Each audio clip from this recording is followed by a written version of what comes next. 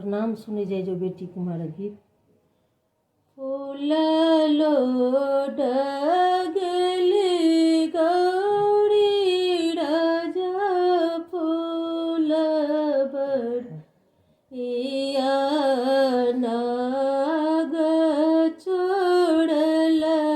फूफकार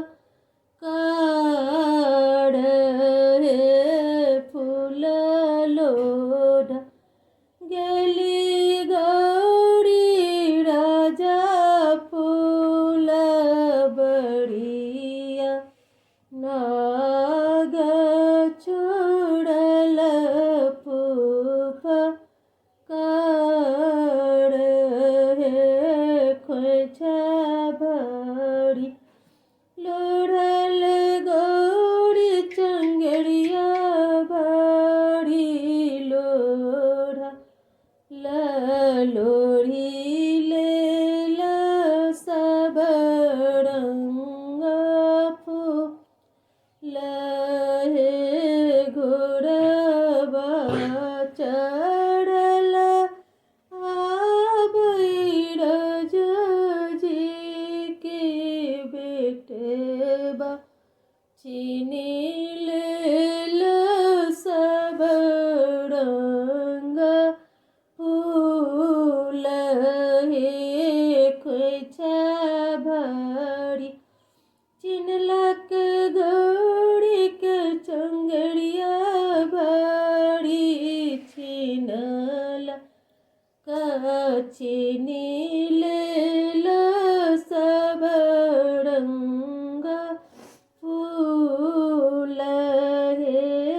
कनैते की जते गौरी आगूठार भेली झड़े लागल नैना से लोड़ केयो तोड़ मारलक गौरी केयो गड़िया केयो तोड़ कलक दुई बात हे नहीं मोरा मरलक आमा नहीं गड़िया नहीं कोई कलक दुई बात हे फूल लोढ़ा गेलो आमर फूल बड़िया नाग